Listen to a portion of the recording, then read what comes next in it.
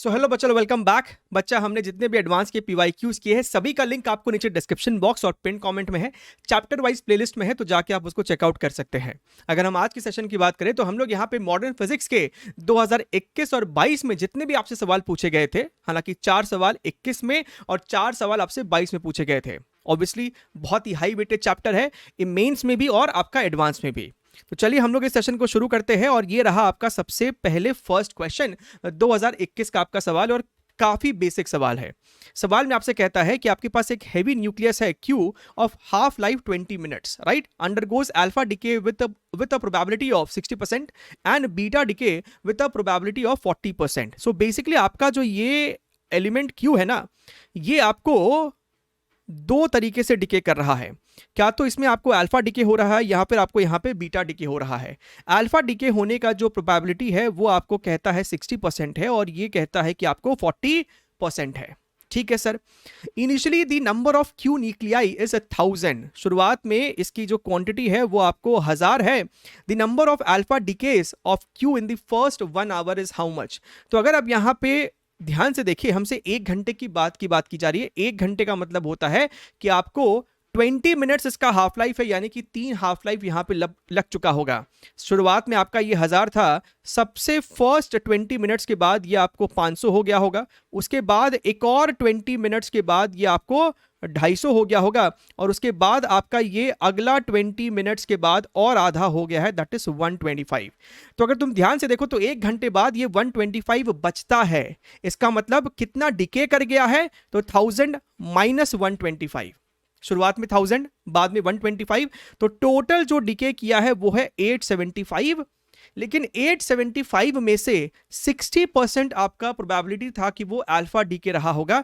तो आपको अगर total number of alpha decay चाहिए तो आपको इसका 60% करना पड़ेगा, that is your 0.6, right. So it is simply 875 multiplied by 0.6। आप इसको जो मल्टीप्लाई करोगे तो ये आपको आ जाएगा 525, यानी कि this turns out to be your option number D. Clear है? आपने खुद देखा, काफी आपको ये फंडामेंटल क्वेश्चन है। चलिए इस सवाल की बात करते हैं। मोर देन वन करेक्ट आपका ये क्वेश्चन है, और ये कहीं ना कहीं आपके पूरे हाइड्रोजन के स्पेक्ट्रम का ही डिटेल एनालिसिस कर लेता है। सवाल में आपसे कहता है which of the following statements is are correct about the spectrum of hydrogen atom. आपसे स्पेसिफिकली कह दिया है कि भैया हाइड्रोजन एटम के बारे में हमको बताओ। तो भैया यहां पे आपका एनर्जी लेवल्स रहता है, ठीक है। ये आपका n इक्वल्स टू 1 है, ये आपका n equals to 2, this is your n equals to 3, n equals to 4 and so on, और आपका बहुत दूर जाके n टेंडिंग टू इन्फिनिटी। ठीक है। सबसे पहले हमसे कहता है the ratio of longest wavelength to the shortest wavelength in Balmer series is 9/5। Sir Lyman Balmer, तो बामर का मतलब होता है कि आपका जो इलेक्ट्रॉन का ट्रांजिशन हो रहा है वो 3 से 2 पे हो रहा है, राइट, 4 से 2 पे हो रहा है एंड सो ऑन। हमको ratio of longest wavelength and shortest wavelength पूछा है। लॉन्गेस्ट वेवलेंथ का मतलब है कि आपका जो एनर्जी डिफरेंस होना चाहिए वो मिनिमम होना चाहिए, और वो मिनिमम तब होगा जब इलेक्ट्रॉन 3 से 2 पे ट्रांजिशन कर रहा होगा। यानी यहां पे जो आपको वेवलेंथ मिलेगा that is your lowest wavelength. और अगर हमसे कोई मैक्सिमम वेवलेंथ की बात करेगा, समझिएगा मेरी बात, sorry not lowest, this is your longest wavelength, है ना, लोएस्ट नहीं, इसको लॉन्गेस्ट वेवलेंथ बोलेंगे बिकॉज यहां से यहां का जो एनर्जी डिफरेंस है वो आपका मिनिमम है। एंड अगर हम बात करें सर इंफिनिटी से जब ट्रांजिशन होके 2 पे आ रहा होगा, अब आपका जो एनर्जी का डिफरेंस है वो मैक्सिमम एनर्जी डिफरेंस है, यानी कि ये जो आपको वेवलेंथ देगा वो सर हमको शॉर्टेस्ट वेवलेंथ देगा, इसे हम लैम्डा एस कह देते हैं। ठीक है सर। अगर हम यहां पे लैम्डा एल की बात करें तो आप सभी को पता है कि 1/λ L is equal to your RZ², है ना। हम 3 से 2 पे जा रहे हैं, तो यहां पे आपका ये हो जाएगा 1/2 का स्क्वायर माइनस 1/3 का square, that is your 1/9। So if you see here this is your RZ² multiplied by 5 divided by 36। और अगर हम लोग बात करें यहाँ पे शॉर्टेस्ट वाले की, तो shortest is equal to RZ²।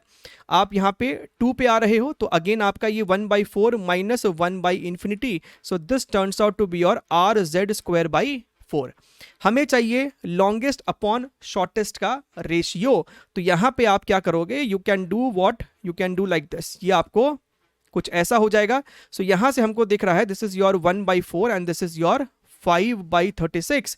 तो ये अपना हो गया है longest upon shortest and this turns out to be your 9/5 which is indeed your option number A is the correct one.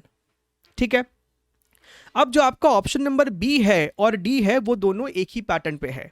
हमसे पूछता है कि there is an overlap between the wavelength ranges of Balmer and Paschen series. हमसे कहता है कि overlap हुआ है बामर के वेवलेंथ रेंज में और पास्चन के वेवलेंथ रेंज में। देखिए इसको करने का है ना दो तरीका है, तीन तरीका बेसिकली। क्या तो आपको स्पेक्ट्रम का वो ग्राफ याद हो, जो कि पॉसिबल नहीं है हर बच्चे को याद रहना। दूसरा है कि आप इस तरीके से वेवलेंथ का जो रेंज है दोनों के लिए निकाले और देखें कि क्या ओवरलैपिंग हो रही है। और जो तीसरा तरीका है that is rather a quicker way कि भैया अगर वेवलेंथ में ओवरलैपिंग होगा यानी कि आपका एनर्जी डिफरेंस में भी ओवरलैपिंग होना चाहिए। सर क्या मतलब है आपका, तो ध्यान से सुनिएगा। आपको ये एनर्जी लेवल्स तो याद होते हैं ना, this is your -13.6, this is your -3.4, -1.51, -0.85 and so on. हमसे कह रहा है कि भैया बामर एंड पास्चन। बामर का मतलब है कि आप यहां पे 2 तक ही आओगे, है ना, 3 से 2 पे आ गए, 4 से 2 पे आ गए। और पास्चन का मतलब है कि आपको 3 पे आना है ना, 4 से 3 पे आ गए एंड इंफिनिटी से आप 3 पे आ गए एंड सो ऑन। तो सबसे पहले अगर हम यहां पे बामर के एनर्जी डिफरेंस की बात करें तो भैया मिनिमम और मैक्सिमम एनर्जी आपका कब कब होगा बामर में। तो जब आपका कोई इलेक्ट्रॉन 3 से 2 पे आ रहा है तो यहां पे आपको मिनिमम एनर्जी डिफरेंस है, और जब आपका कोई इलेक्ट्रॉन इंफिनिटी से 2 पे आ रहा है तो ये आपका मैक्सिमम एनर्जी डिफरेंस है। तो आपका एनर्जी का रेंज आपको पता चल गया। तो भैया ये डिफरेंस आपका कितना होगा एंड व्हाट इज दिस। तो सबसे आसान है, इंफिनिटी से जब आप -3.4 पे आते हो तो एनर्जी डिफरेंस आपका 3.4 इलेक्ट्रॉन वोल्ट हो जाता है। और जब आप यहां से -1.51 से -3 पॉइंट पे आते हो तब जो आपका एनर्जी डिफरेंस आता है दैट इज बेसिकली 3.4 -1.51। एक बार के लिए ना हम लोग 1.5 मान लेते हैं तो ये आपका 1.9 के आसपास आता है। सो 1.9 इलेक्ट्रॉन वोल्ट से लेके ये हो गया है आपका बामर का एनर्जी डिफरेंस का रेंज। अब यहां पे आप निकाल लो पास्चन के लिए। तो सर पास्चन का मतलब है कि आपका जो इलेक्ट्रॉन है वो 4 से 3 and next extreme is infinity से 3 पे। अगर हम इंफिनिटी से 3 की बात कर रहे हैं तो आपका +1.51 हो जाएगा, +1.51 इलेक्ट्रॉन वोल्ट। और जब आप यहां से यहां की बात कर रहे हैं तो इसका जो एनर्जी डिफरेंस आपका आने वाला है, ठीक है, यहां पे आप करके देख लीजिए 1.51 एंड दिस इज योर 0.85, ये आपको हो जाएगा 6, ये आपको हो जाएगा कितना, this is your 4, 6 something like this, right, and 0। ठीक है ना ये नहीं कुछ तो गड़बड़ कर दिया हमने, ये आपका 4 है। सो हाँ ठीक ही तो है, 0.66। तो अगर तुम यहाँ पे ध्यान से देखो और आप चाहो तो ना इसका अप्रॉक्सीमेशन भी कर सकते हो, इतना अपने को हार्ड एंड फास्ट होने की जरूरत नहीं है। 0.8 है, 1.5 है तो आपका 0.7। सो बट स्टिल हमारा जो एग्जैक्ट आया था इतना निकल के आ रहा है। ठीक है सर, अब तुम ध्यान से देखो ये आपका पास्चन का है, क्या इन दोनों एनर्जी में कोई ओवरलैपिंग है। 0.66 से लेके 1.51 और ये 1.9 से शुरू हो रहा है। तो जब एनर्जी में कोई ओवरलैपिंग नहीं है तो वेवलेंथ में भी ओवरलैपिंग नहीं होगा। तो यहां पे आप इस वाले ऑप्शन को कट कर सकते थे। डी की बात करें अगर हम लोग, यहां पे डी में हमसे कहता है the wavelength ranges of Lyman and बामर series. अगर आप लाइमन की बात करोगे तो 2 से 1 एंड योर इंफिनिटी से 1। इंफिनिटी से 1 पे आते हो तो 13.6 हो जाएगा, और जब आप यहां से यहां आते हो तो ये आपको 10.2 होता है। अगेन आपका यहां पे लाइमन और बामर में कोई भी ओवरलैपिंग नहीं है, ये आपको 3.4 पे खत्म हो रहा है और ये आपको 10.2 से शुरू हो रहा है। जब एनर्जी में कोई ओवरलैपिंग नहीं होगा तो वेवलेंथ में भी नहीं होने वाला है। तो यहां पे हमसे कह रहा था कि डू नॉट ओवरलैप, तो ये वाला ऑप्शन सही था। सी की हम लोग यहां पे बात करते हैं, देखिएगा। सो सी में बेसिकली आपको है ना एक जनरल इक्वेशन डिराइव करना पड़ेगा। The wavelength of Lyman series are given by this much where lambda naught is the shortest wavelength of Lyman series. तो भैया लाइमन सीरीज में शॉर्टेस्ट वेवलेंथ का मतलब है कि एनर्जी डिफरेंस मैक्सिमम होना चाहिए। तो यहाँ पे जो आपका वेवलेंथ निकला होगा उसे हम लैम्डा नॉट कह रहे हैं। So 1 by lambda naught is equal to R Z square. आप यहाँ से 1 पे आ रहे हो तो 1 minus 1 by infinity, so this is nothing but your are Z square. अच्छा, अब अगर हम लोग किसी जनरल ऑर्बिट की बात करें कि भैया ठीक है आपका जो है ना nth ऑर्बिट से जंप मार के 1 पे आ रहा है, तो वो हो जाएगा 1 by lambda is equal to R Z square 1 minus your 1 by N square. अगर तुम यहां पे ध्यान से देखो तो ये तो सर आपका 1 बाई लैम्डा है। आर जेड स्क्वायर को हम बेसिकली 1 बाई लैम्डा नॉट लिख सकते थे, तो लिख दिया इस प्रकार से। ये आपको हो जाएगा N square minus 1 by N square. तो यहां से आपका लैम्डा का वैल्यू निकल के आ जाता है lambda naught N square, lambda naught N square divided by N square minus 1। Actually अगर तुम यहां से इसको कंपेयर करो तो अभी तो मैचिंग नहीं हो रहा है, बट स्टिल इस सवाल में हमको कहता है कि m कोई इंटीजर है। सो बेसिकली आपको है ना ये फॉर्मेट लाके कंपेयर करना ज्यादा आपके लिए बेटर रहेगा। तो हम क्या इसे उस फॉर्मेट में कन्वर्ट कर सकते हैं? बिल्कुल कर सकते हैं सर। आप इसको एन स्क्वायर माइनस 1 प्लस 1 अगर लिखोगे और अलग अलग इसको अगर आप डिवाइड कर दो तो आपको ये क्या दिख रहा है? ये आपको दिख रहा है 1 plus 1 divided by N square minus 1। So अब ये दोनों फॉर्मेट आपको एक जैसा हुआ है, यानी कि आपका जो एम स्क्वायर है वो इसके कोरिलेटेड है। अब तुम खुद यहां पे सोचो कि एन स्क्वायर माइनस 1 क्या अगर इसके बराबर करोगे तो m की वैल्यू आती है under root of N square minus 1। हमसे सवाल में कहता है कि m इंटीजर होना चाहिए। क्या कभी भी m एक इंटीजर हो पाएगा? आप यहां पे n की वैल्यू कुछ भी पुट कर दोगे, लेटर से आपने यहां पे 4 पुट कर दिया है तो 16 माइनस 1 15 का अंडर रूट आपको एक परफेक्ट स्क्वायर रूट नहीं है बेसिकली वो। ठीक है, तो ये बेसिकली यहां पे आपको एन स्क्वायर माइनस 1 जो है वो आप एम स्क्वायर के बराबर कर ही नहीं पाएंगे, क्योंकि इन दैट केस m आपका फिर इंटीजर नहीं होगा। तो ये ऑप्शन आपका बेसिकली फिर गलत हो जाता है। क्लियर है एकदम? सो इसको इस तरीके से अपने को डाइसेक्ट करके समझना होगा कि वो क्यों ऑप्शन आपका गलत है। नाउ दिस इज बेसिकली ये एक ऐसा सवाल है जो कि हम लोग क्वेश्चन सॉल्विंग में ना या फिर थ्योरी में हम इसको डिराइव करते थे हम लोग, क्यू फैक्टर के टर्म्स में आपको याद हो, या फिर अल्फा की एनर्जी कितनी होती थी आपको अगर ध्यान में है तो। देखिएगा सवाल में आपसे कहता है कि heavy nucleus N at rest. So basically आपके पास एक हैवी न्यूक्लियस है एन, शुरुआत में रेस्ट पे था। ये आपको बेसिकली दो पार्ट में स्प्लिट हो जाता है पी एंड क्यू में, है ना, फ्यूजन है आपका बेसिकली।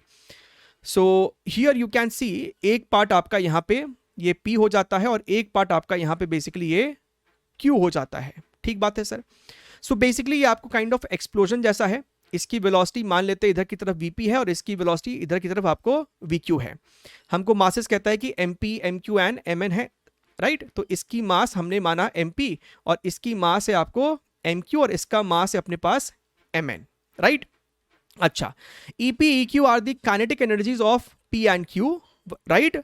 अच्छी बात है sir. Respectively, the speeds of P and Q are Vp and Vq. If C is the speed of light, which of the following statements is or are correct? देखिएगा, सबसे पहले अगर तुम ध्यान से देखो हमको यहाँ पे मास डिफेक्ट दिया हुआ है, delta is equal to M N minus M P minus M Q. So अगर तुम यहाँ पे ध्यान से देखो तो ये आपको बिल्कुल सही है ना कि मास डिफेक्ट तो हम ऐसे लिखते थे, mass defect is equal to M N minus M P minus M Q. यानी कि इस एक्सप्लोजन में जो आपका एनर्जी रिलीज हुआ होगा that energy is equal to mass defect multiplied by C square. हाँ जी सर। और ये जो आपका एनर्जी रिलीज हुआ है ये बेसिकली सिस्टम को किस फॉर्म में मिला है? In the form of kinetic energy. So I can basically write this mass defect into C square is equal to kinetic energy of this particle P, जो कि यहां पे हमको इक्वेशन में दिख रहा है, plus your kinetic energy of particle Q. So basically ये वाला ऑप्शन तो आपका सही हो जाता है। ठीक है, this one is perfectly fine. अब अपने को यहां पे ना ये वाला ऑप्शन को वेरीफाई करना है, इस EP is equal to mass of P upon M P plus M Q multiplied by this much. तो देखिएगा आपके पास यहां पे हमें बेसिकली इस इक्वेशन में ई क्यू को हटा के ईपी लाना है कुछ भी करके। तो अगर तुम ध्यान से देखो आपका यहां पे मोमेंटम कंजर्वेशन भी होगा। शुरुआत में आपका पार्टिकल रेस्ट पे है, बाद में एक्सप्लोजन अगर हुआ भी है, राइट? सो आपका टोटल सिस्टम का नेट फोर्स लगने वाला 0 था, तो मोमेंटम कंजर्व्ड है। तो आप यहां पे ये भी इक्वेशन लिख सकते थे कि sir M P V P is equal to M Q V Q, यानी कि एक और ऑप्शन हमें मिल गया है, ऑप्शन नंबर सी। सर वो भी सही है। अच्छा, अगर तुम ध्यान से देखो तो यहां से आप क्या लिख सकते थे, del C square is equal to E P plus what is E Q, E Q is your kinetic energy of Q, so half M Q V Q square. और सर वी क्यू को आप क्या लिख सकते थे, we Q को हम लोग लिख सकते थे यहां से M P V P divided by M Q, इसको यहां पर रिप्लेस कीजिए। So this becomes your M square P V square P divided by your M Q square. So अगर हम ध्यान से देखें तो आपका एम क्यू और एक स्क्वायर यहां से मर जाएगा। This is your E P plus, अच्छा ई पी क्या है, ई पी इज वॉट बच्चा, E P is your half mass of P into velocity of P का स्क्वायर। सो यहां पे आपको एक हाफ दिख रहा है, एक एम पी, और यहां से बी पी स्क्वायर अगर आप निकाल लो तो आप उसको ई पी लिख सकते थे, और आपके पास यहां पे बचेगा M P by M Q. So if you take E P as common, आपके पास यहां पे आ रहा है M Q plus M P divided by M Q, और यहां पे आपके पास डेल सी स्क्वायर है। तो देखिए ये आपका ई पी का जो वैल्यू है वो निकल के आ गया है M Q divided by M Q plus M P, right, multiplied by your del C का स्क्वायर। अगर तुम ऑप्शन को देखो तो ऊपर में एम पी है लेकिन हमारा एम क्यू आ रहा है, which means option number B आपका गलत है। ठीक है सर। अच्छा, इसको हटा सकते एक बार के लिए, हाँ जी सर। अब the magnitude of momentum of P as well as Q is this much. देखिए एक बात तो तय है कि जो मोमेंटम आपका पार्टिकल पी का है वही मोमेंटम पार्टिकल क्यू का भी होगा। ठीक है, टोटल मोमेंटम जीरो होना चाहिए सिस्टम का, है ना, क्योंकि शुरुआत में सिस्टम रेस्ट पे था। तो किसी एक का भी सॉल्व कर लो कि क्या ऐसा आ रहा है। हम यहां पे चलिए पी की बात करते हैं, मोमेंटम ऑफ पी की बात कर लेते हैं। तो ये आपको हो जाएगा मास of P multiplied by velocity of P. आप मोमेंटम को अंडर रूट ऑफ 2m भी तो लिखते थे, आप इस मोमेंटम को ऐसे भी तो लिख सकते थे। सर ऐसा क्यों लिखवाया, क्योंकि अभी अभी आपने मेहनत करके ये ईपी की वैल्यू को फाइंड आउट किया है। तो इस ईपी की वैल्यू को यहां पे लाके डाल दीजिए, M Q plus M P multiplied by del of C square. अगर तुम ध्यान से देखो तो यहां पे सी को बाहर निकाला गया है, तो आप भी बाहर निकालो। तो सी को आपने यहां पे बाहर निकाल दिया, अंडर रूट ऑफ इस म्यू को बोलता है कि म्यू इतना मान लीजिए, तो इस वाले टर्म को हम म्यू से जब रिप्लेस करेंगे तो 2 म्यू डेल्टा, जो कि 100% मैच हो रहा है, यानी ऑप्शन नंबर डी भी आपका सही है। ठीक है सर एकदम। चलिए अगले सवाल की ओर बढ़ते हैं। यह भी आपका सवाल 2021 का ही है ना, काफी बेसिक सवाल है, मतलब क्या ही बोला जाएगा इसके अंदर, फोटो इलेक्ट्रिक का एकदम बेसिक है। बस सवाल की ना लंबाई ज्यादा होती है, झूठ मूठ का आपको कहानी बनाया जाता है। In a photo emission experiment the maximum kinetic energies of photo electrons from metals P Q and R are this much. So basically आपके पास इस प्रश्न में 3 मेटल है ना, आपके पास इस प्रश्न में 3 मेटल है, देखिएगा 1 2 3। अच्छा, इस पे आपको कोई लाइट इंसिडेंट पड़ा तो यहां से आपको इलेक्ट्रॉन निकलता है अपने किसी मैक्सिमम काइनेटिक एनर्जी से। ठीक है, खटाक, ये देखिएगा एकदम, ये आपका खटाक। सो हमसे कह रहा है EP E Q and E R, ये अगर आपका ईपी है तो ये आपका ई क्यू है, ये ई आर है, they are related by this equation. So हमको इनके बीच का रिलेशन भी दे रखा है, तो मैंने बोला कि चलो ठीक है, इसको अगर आप x मान लो तो ये भी आपका x होगा, तो ये आपका बेसिकली 2x हो जाएगा। यही तो बोल रहा है ना, EQ और ER आपका देखिए बराबर दे रहा है, और EP जो है वो ट्वाइस ऑफ EQ है। हाँ जी sir. In this experiment the same source of monochromatic light is used for metal P and Q, यानी कि इसकी इंसिडेंट एनर्जी और इसकी इंसिडेंट एनर्जी आपको सेम थी। ये आपका P है, ये Q है, ये R है। While a different source of monochromatic light is used for metal R। ठीक है, तो मेटल R के लिए आपने एक अलग टाइप का सोर्स ऑफ लाइट चुना है, तो उसका इंसिडेंट एनर्जी कुछ डिफरेंट होगा, EI प्राइम बोल दिया है, I stands for incident energy। The work function for metal P, Q and R are given as this much। तो भैया इसका वर्क फंक्शन 4 इलेक्ट्रॉन वोल्ट है, इस प्राणी का 4.5 इलेक्ट्रॉन वोल्ट है और इस प्राणी का 5.5 इलेक्ट्रॉन वोल्ट है। The energy of the incident photon used for metal are in electron volt is how much. हमसे EI प्राइम की वैल्यू पूछ रहा है, कुछ नहीं है, तीनों के लिए फोटो इलेक्ट्रिक का इक्वेशन लिख दीजिए। तो अगर तुम यहां पे ध्यान से देखोगे पहले वाले में, तो आपका ये जो मैक्सिमम काइनेटिक एनर्जी है that is 2x is equal to incident energy minus your work function, equation number 1। दूसरे की अगर हम यहां पे बात करें तो अब आपका x is equal to EI minus your 4.5। अच्छा सर, यहीं से अगर तुम ध्यान से देखोगे, इनको आपस में अगर आप सब्ट्रैक्ट कर दोगे तो x की वैल्यू आपको निकल के आ रही है 0.5। तीसरे की बात करोगे तो आपका जो एनर्जी रिलीज हुआ है x is equal to your incident energy minus your work function. लेकिन अब तो आपको x की वैल्यू भी पता है जनाब, 0.5 is equal to EI prime minus your 5.5। तो हमको यही सवाल में पूछा था, तो this becomes your 6 electron volt. 6 is the answer. Clear है सर एकदम? चलिए शाबाश, आगे बढ़ते हैं। अगला सवाल देखते हैं, क्वेश्चन नंबर 5, 2022 का सवाल है। ठीक है, ये कैसा सवाल है जो कि अगर आप 2022 के एडवांस के रिपोर्ट को पढ़ेंगे तो काफी बच्चों ने सवाल को छोड़ ही दिया था। नॉट बिकॉज सवाल टफ है, आप देखेंगे सवाल डुएबल था बिल्कुल, लेकिन जस्ट बिकॉज सवाल में है ना, अगर ऐसे ऐसे वैल्यूज बच्चे देख लेते हैं तो उनको लगता है कि शायद इसकी कैलकुलेशन टफ ही होगी। देखते हैं। The minimum kinetic energy needed by an alpha particle to cause the nuclear reaction this। so basically आपके पास क्या है रिएक्शन, ये आपका N है 16.7 प्लस ये आपका अल्फा पार्टिकल है बेसिकली हीलियम, यहां से आपको ये H में कन्वर्ट हुआ है और ये आपके पास ऑक्सीजन है। ठीक है, सो मुद्दे की बात ये है कि भैया अल्फा पार्टिकल आता है और ये आपको टकराता होगा इस नाइट्रोजन के साथ, राइट। सो यहां पे आप समझिए ऐसा आपका नाइट्रोजन है, ये आपका बेसिकली अल्फा पार्टिकल है, ये किसी काइनेटिक एनर्जी के साथ आता है और इस नाइट्रोजन के साथ टकराता है।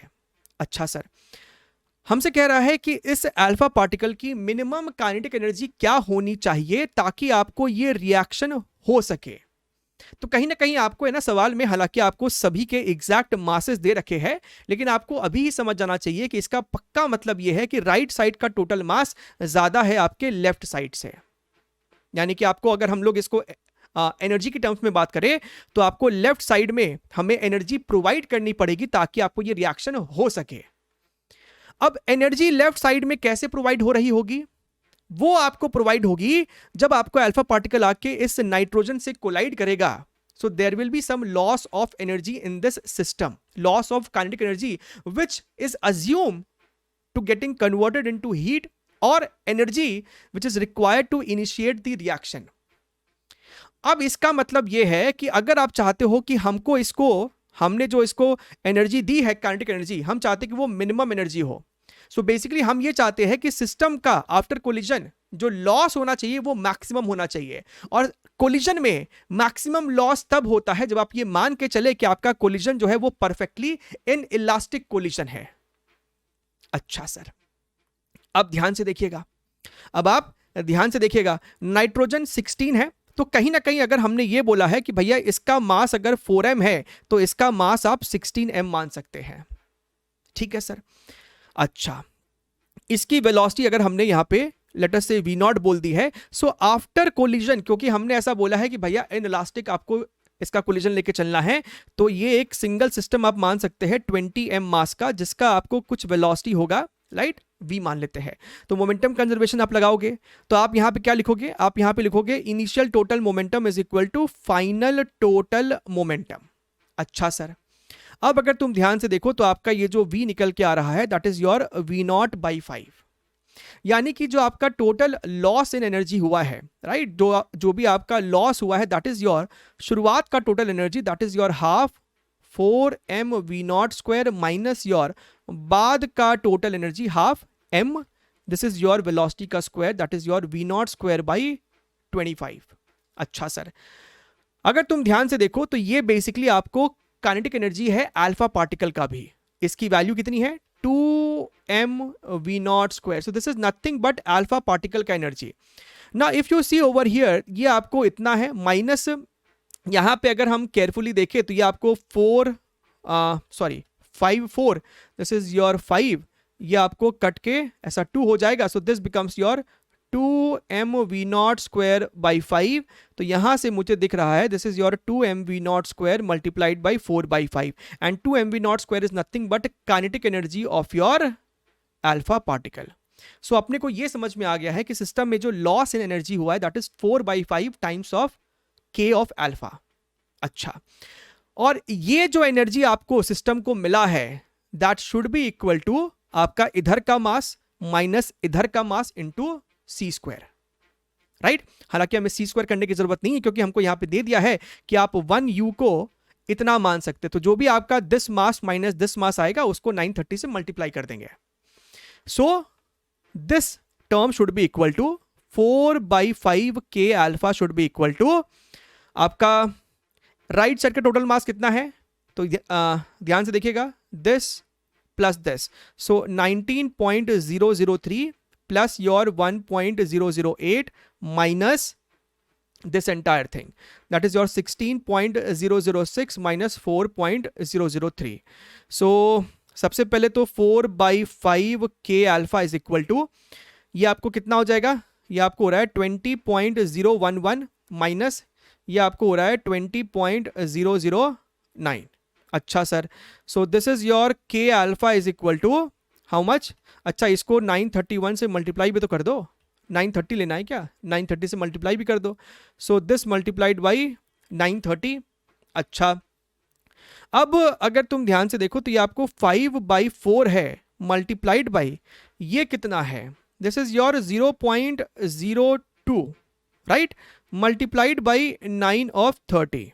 अच्छा, सो ये कितना हो गया है अपने पास, इसको यहां से हटा देते तो नीचे आपका 1000 आ जाएगा, इसको कट किया तो ये आपका 2 हो जाएगा, है ना। सो इवेंचुअली आपके पास ये वाला 0 भी आप यहां से उड़ा सकते हो। सो न्यूमरेटर में आपके पास कितना हो रहा है, 5 3 15 5 9 45, that is your 46, 465 divide by 200।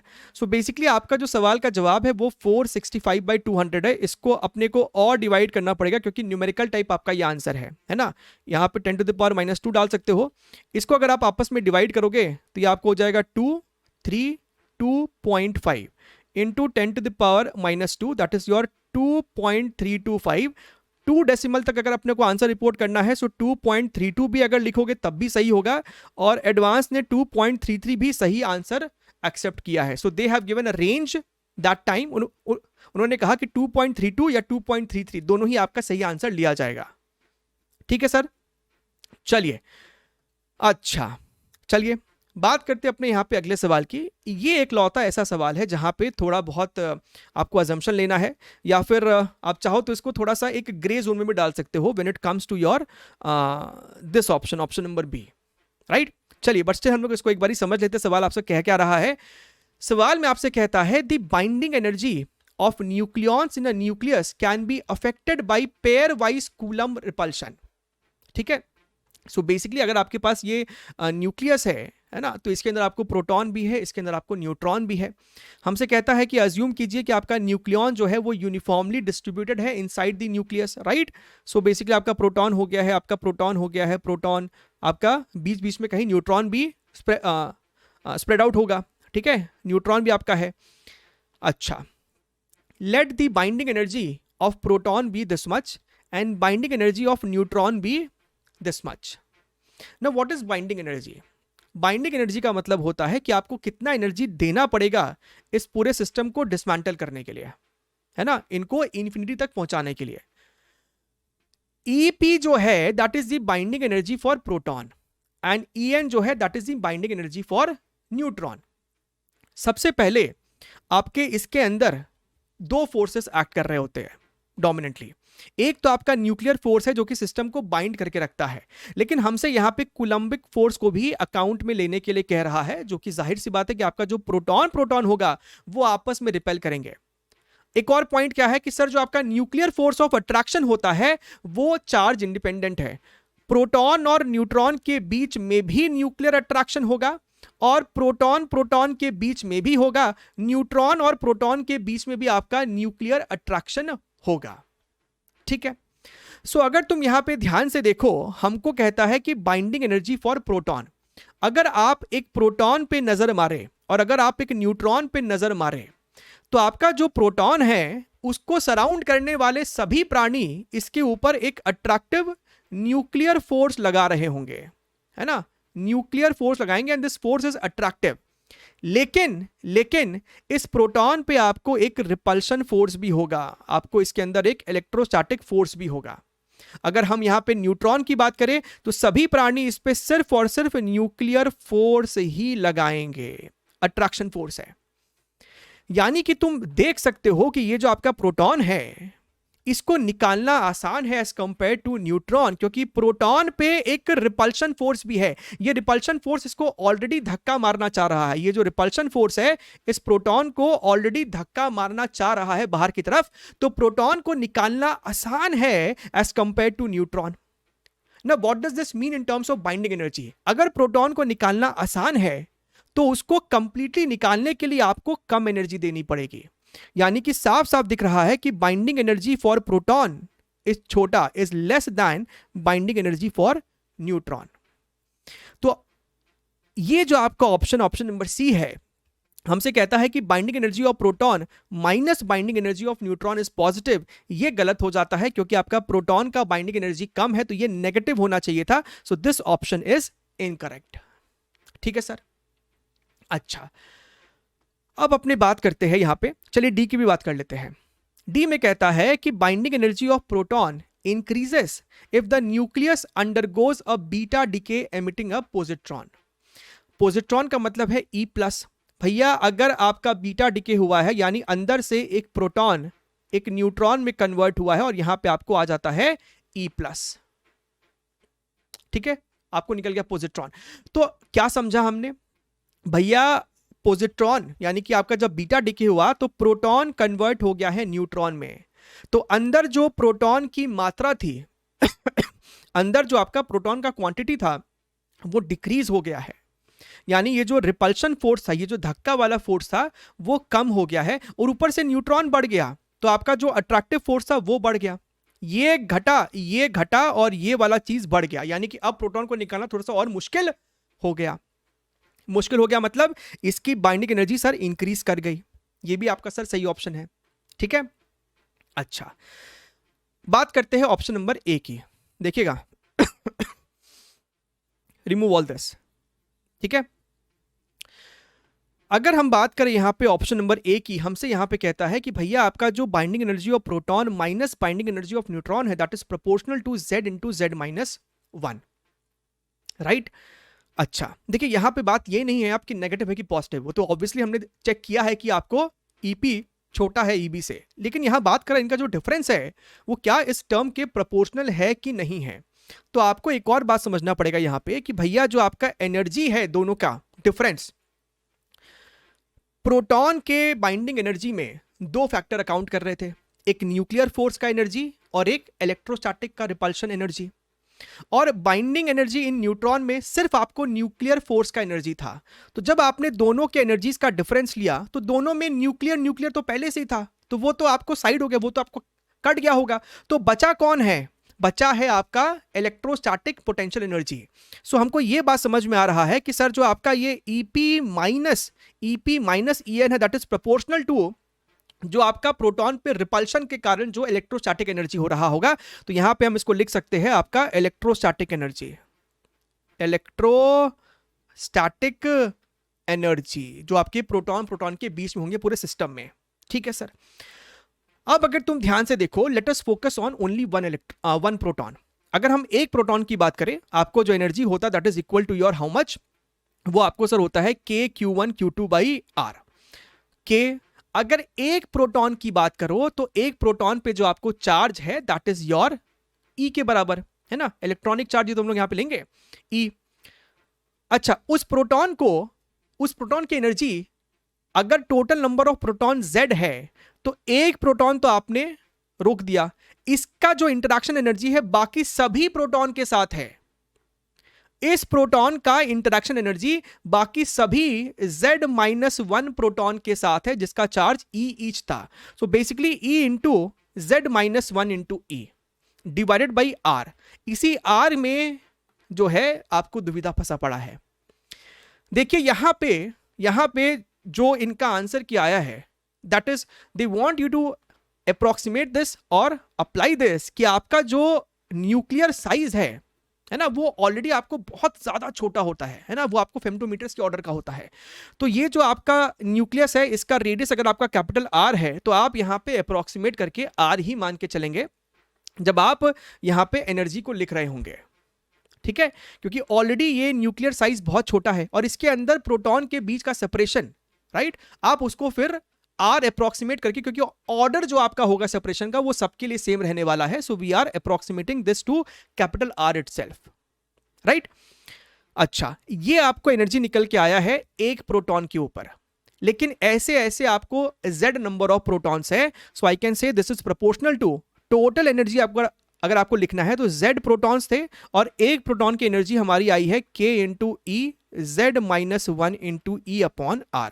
तो कहीं ना कहीं आपको दिख रहा है कि this is yes indeed proportional to Z into Z-1, which means आप A को भी सही मार सकते हैं. और इसी के लगे हाथों अगर तुम ध्यान से देखो, it is also inversely related to capital R. अगर तुम ध्यान से देखो, EP minus EN is also inversely proportional to R, और आपका जो R होता है that is your R not A to the power 1/3, यानी कि this is also proportional to A to the power -1/3, which makes your option number B also correct. ठीक है, चलिए आगे बढ़ते हैं. Let us see your next question, question number 7. अब ये सवाल तो ऐसा है कि ये बिल्कुल आपको जेई मेंस लेवल का है या फिर उससे भी नीचे मान सकते हैं. सवाल में आपसे कहता है in a radioactive decay chain, आपको यहां पे थोरियम दिया हुआ है TH, this is your 230, this is your 90, और ये आपको फाइनली कन्वर्ट हुआ है किसमें सर? ये आपको फाइनली कन्वर्ट हुआ है PO214, this is your 84. The ratio of number of alpha two beta minus particle is how much, है ना. तो डीके हो रहा है, अल्फा डीके भी है, बीटा डीके भी है. देखिए आपका बीटा डीके क्या करता है, आपका जब आपका बीटा डीके होता है तो यहां -10 लिखते हो, तो बीटा डीके कभी भी ऊपर वाले टर्म को चेंज नहीं कर सकता, ऊपर वाले टर्म को सिर्फ अल्फा डीके चेंज कर सकता है. तो पहले अल्फा डीके के बारे में आपको क्लियरली पता चल गया है भैया, ये 230 था, ये 214 हो गया, यानी 16 का डिफरेंस है. 16 का डिफरेंस का मतलब है 4 बार अल्फा डीके हुआ होगा बाबा. देखिएगा एक सेकेंड, 4 बार अल्फा डीके हुआ होगा तभी तो 230 214 में कन्वर्ट हुआ है. एक अल्फा का मतलब होता है 4 यूनिट का लॉस, तो 4 इंटू 4 16, तो दिख रहा है 16. अच्छा, एक और बात, अगर 4 अल्फा डीके है तो टोटल नीचे में 8 का लॉस हुआ होगा, तो ये 90 है, तो ये आपको 82 हो जाना चाहिए था. अब यहां से आप बात करिए बीटा डीके की. अब आप यहां से बात कीजिए जनाब आपके बीटा डीके की, तो ये आपको 214 है, ये आपको 82 है, प्लस बीटा डीके की अगर हम बात करें, हमको यहां पे 84 चाहिए. तो 84 कब आवेगा, हमको यहां पे 84 चाहिए, यानी कि आपका ये 84 -1 तो 83 होता है, तो उसको 2 टाइम्स करना पड़ेगा, है ना. तब ना जाके आपका ये -2 और ये 84 फिर ये 82 के बराबर होता, यानी कि आपको जनाब यहां पे 2 टाइम्स बीटा डीके हुआ है. तो हमसे रेशियो पूछ रहा है अल्फा बाई बीटा डीके का, तो 4 ये है 2 ये है, तो रेशियो हो जाएगा 4/2 यानी कि 2. सो 2 इस सवाल का सही जवाब है. ठीक है सर, एकदम. चलिए बात करते हैं अपने यहाँ पे आखिरी सवाल इस सेशन के, क्वेश्चन नंबर 8 के बारे में. अगेन फोटो इलेक्ट्रिक का आपको ये बेसिक क्वेश्चन है. सवाल में आपसे कह रहा है कि भैया when light of a given wavelength is incident on a metallic surface, ओहो मेटालिक सरफेस है और इसके ऊपर आपको लाइट फॉल कर रहा है, the minimum potential needed to stop the emitted photo electrons is 6 volt. So basically आपका जो इक्वेशन होता है E into stopping potential is equal to incident energy minus your work function. तो हम पहले ही इक्वेशन लिख डालते हैं. हमको कहता है कि 6 वोल्ट, तो Vs की वैल्यू 6 है, तो 6 इंटू यहाँ पे इलेक्ट्रॉनिक चार्ज भी है E, जिसकी value 1.6 into 10 to the power -19 ली जाती है, is equal to incident energy. अच्छा, this potential drops to 0.6 if another source with wavelength 4 times that of the first one and intensity half of the first one is used. देखिए intensity से तो कुछ फर्क नहीं पड़ता है, फर्क पड़ता है आपका वेवलेंथ से, ठीक है। तो पहले इक्वेशन में अगर हमने वेवलेंथ को लैम्डा माना है माइनस योर वर्क फंक्शन, तो दूसरे में हमसे कहता है कि अब आपका स्टॉपिंग पोटेंशियल 0.6 हो गया, 0.6 into E is equal to H C divided by, अब वेवलेंथ आपका 4 गुना था माइनस योर वर्क फंक्शन। अच्छा sir, what are the wavelength of the first source and the work function of the metal. So हमको lambda और phi दोनों calculate करना है।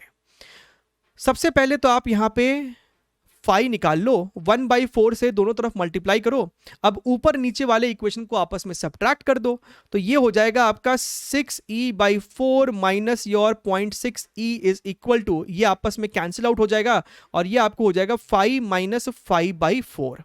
So if I see here 1.5 minus 0.6 is your 0.9 e is equal to 3/4। तो यहां से जनाब आपका फाई का वैल्यू कितना निकल के आ जाता है, ये आपको निकल के आ रहा है, this is your how much 0.3, यानी कि सर 1.2 इलेक्ट्रॉन वोल्ट।